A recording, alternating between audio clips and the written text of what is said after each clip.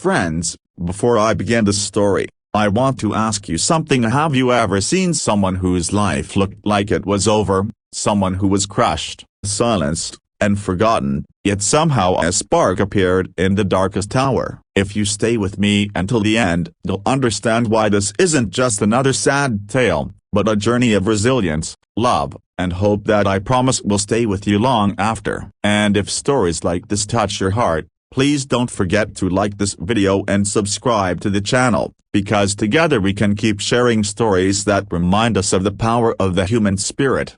Her name was Anna, a woman who once laughed so easily that people said her smile could light up the room. But life has a cruel way of testing the brightest souls. She grew up in a small town where the streets were quiet, the neighbors knew your name, and the only dream most people carried was to survive, not to soar. And wanted more. She wanted to write, to sing, to build a life full of stories and meaning. But at 17, her path was stolen. Those who should have protected her turned against her. Words meant to comfort cut her deeper than knives, and by 19, she found herself carrying not only her own broken dreams but also a child growing inside her womb. She was too young, too fragile, and too unsupported. The world whispered, her story is over. And for a time, she believed them. But here is where fate does something unexpected. It introduces another soul into the narrative, someone who refuses to let tragedy have the final word. His name was Daniel, a single father barely scraping by, a man with hands calloused from working double shifts at the factory and eyes that had seen too much pain for his 30 years. He lost his wife to illness when their daughter Lily was just 3, and since then he had carried both the burden and the blessing of being father and mother at once. Every night, after tucking Lily into bed, he sat by the window with her little shoes on the floor and whispered apologies to the wife he could no longer touch. He promised he would give Lily a better life, though some nights he wasn't sure how. One rainy evening, paths crossed. Danielle saw Anna sitting outside the grocery store, her thin jacket soaked through, her hands trembling as she held her swollen belly. People walked past her, some with pity, others with disdain, but none stopped. Something in Daniel couldn't walk away. He crouched down, offered her his umbrella, and asked her the simplest question that can sometimes save a life. Do you need help? That moment became the crack in the darkness through which light began to seep. Anna hesitated, ashamed of her circumstances, but Daniel didn't judge. He offered her a ride home, though she confessed she had nowhere to go. His chest tightened at her words, because he recognized that kind of loneliness is the kind that eats you alive at night when there's no one to call, no place to belong. Against all logic, he told her she could come to his place just for the night, just one night. But life has a way of turning temporary shelters into turning points. That first evening, Lily, his daughter, peeked out from behind her father's leg, curious about the stranger and their living room. Anna smiled weakly, her face paled, and Lilia, innocent and pure, walked up to her with a blanket from the couch and said, "You look cold, you can use this." Anna cried, not from the chill but from the simple kindness she hadn't felt in so long. Something in Daniel's heart softened as he watched that exchange, and though he didn't know it yet, this was the beginning of a story that none of them expected. Days passed, then weeks. Daniel helped Anna find small jobs she could do while pregnant, jobs that didn't strain her body. She insisted on helping around the house, cooking meals and folding laundry, grateful for the roof over her head. Slowly, she began to laugh again, a soft, cautious laughter that Daniel noticed every time. He didn't say much, but in his silence, he offered her the safety to breathe. And Anna, for the first time in years, began to believe maybe her story wasn't over after all. But the world doesn't forgive easily. Rumors began to swirl in town. People whispered about the young pregnant woman living under a widowed man's roof. They said she was a burden, a mistake, a reminder of choices gone wrong. Anna heard them, and though their words pierced her, Danielle stood firm. He told her, "Let them talk. They don't know you. They don't know us. What matters is what we build here, not what they say out there." His voice carried the weight of a man who had battled storms before, and Anna clung to that strength. When the day finally came, Anna went into labor on a snowy night. Daniel drove her to the hospital, his knuckles white on the steering wheel, praying under his breath. Hours later, after screams, tears, and pain. A baby girl entered the world. Anna named her Grace, because she said Grace was the only thing that had kept her alive. Holding that baby against her chest, Anna wept, and Daniel, though not by blood, felt like he had gained another child that night. Little did Anna know, there were still people who wanted to silence her, to shame her, to remind her that she didn't deserve happiness. But what they didn't count on was Daniel's quiet, unshakable resolve. He had lost once, but he wasn't about to lose again. And with Lily by his side and Grace now in Anna's arms, he decided something in his heart that would change everything. If they tried to end Anna's story, he would help her write a new one.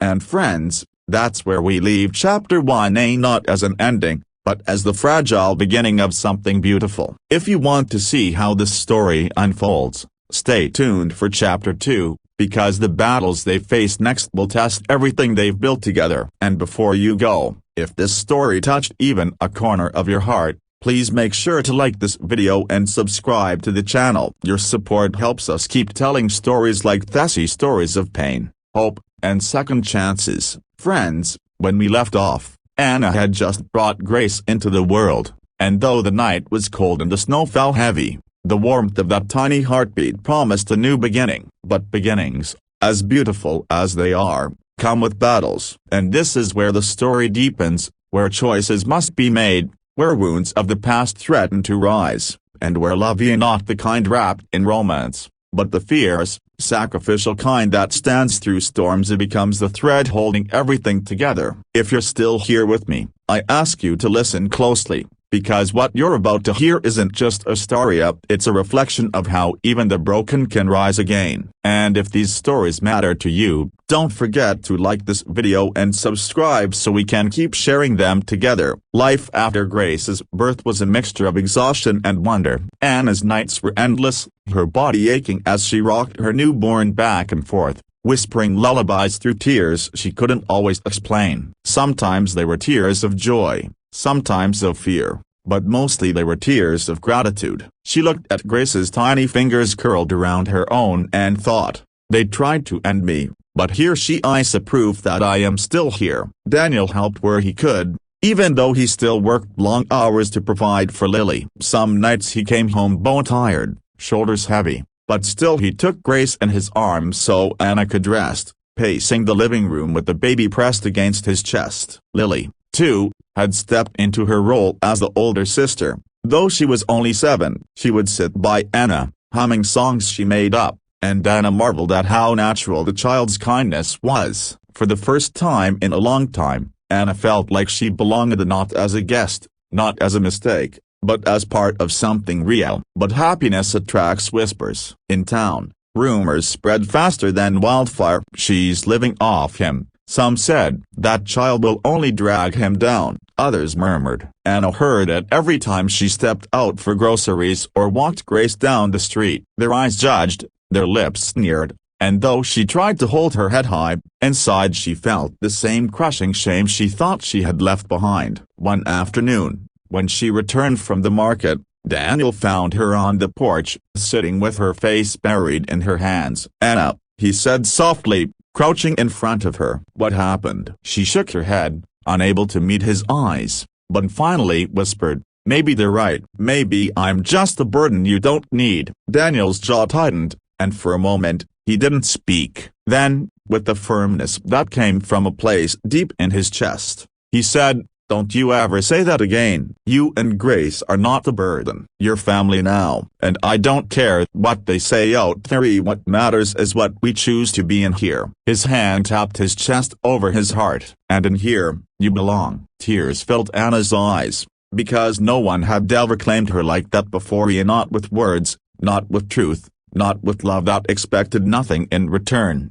But battles weren't only fought with gossip, they came in more brutal forms. Grace's biological father, a man who had once charmed Anna but later abandoned her when she needed him most, reappeared. He had heard she was living with Daniel, that she had given birth, and suddenly, he wanted rights. Not because he cared, but because his pride had been wounded by the whispers around town. He showed up one evening, banging on Daniel's door, demanding to see his daughter. Anna froze when she saw him. The memories rushed back like a wave crashing over her. the manipulation, the betrayal, the nights of loneliness. She held Grace tighter, her body trembling. Daniel stepped between them, his broad frame blocking the doorway. "You need to leave," Daniel said calmly but firmly. The man sneered. "She's my kid. You think you can just play hero and take what's mine?" Daniel's fists clenched, but his voice remained steady. "You had your chance. You walked away. This child doesn't need a man who abandons her. She needs people who will stay." The tension in the air was thick,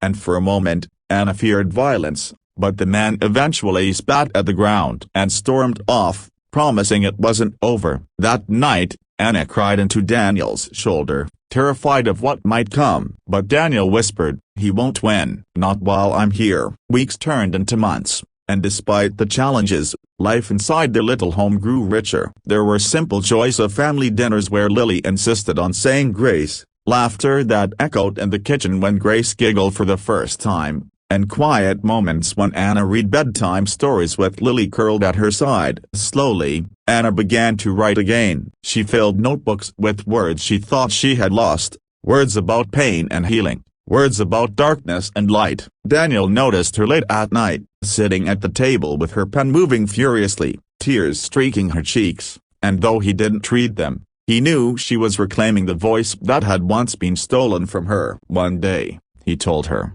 "the world will hear your story." She shook her head, doubting herself, but his faith in her planted a seed. But storms weren't done testing them. One night, as the wind howled outside, Daniel received the letter Grace's biological father had filed for custody. Anna felt the world collapse under her feet. How could she fight him? She had no money, no standing, nothing but the love she held for her daughter. Panic set in, and she told Daniel she should leave, that she didn't want to ruin his life with court battles and rumors. But Daniel stopped her, his voice breaking as he said, "Anna, don't you understand? You're not alone anymore. We'll fight this together. You, me, Lilia, we're a family." Families don't run, families stand. The weeks that followed were filled with courtrooms and cold stares. Anna trembled as lawyers questioned her past, painting her as reckless, unfit, a mistake. But every time she faltered, she saw Daniel in the front row, his eyes steady,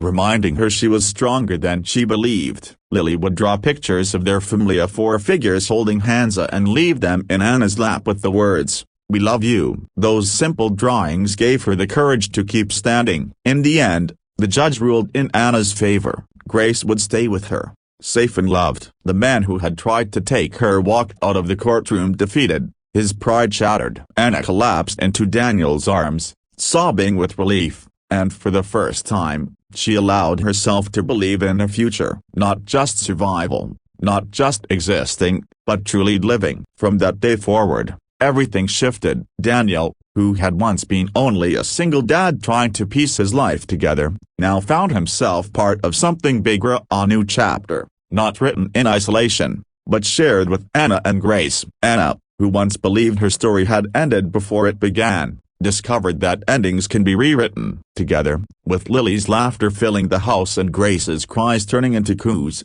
they built a life not defined by the past but by the love they chose daily. And friends, that is where Chapter 2 closes, not with a fairy tale ending, but with the truth that sometimes the most broken stories can become the most beautiful when someone refuses to give up. If this journey touched you, if Anna's courage and Daniel's strength reminded you of the power of second chances, please like this video and subscribe to the channel, because every time you do, you help us share more stories like these, stories that matter, stories that heal, stories that remind us that even when they try to end her story, a new chapter can always begin.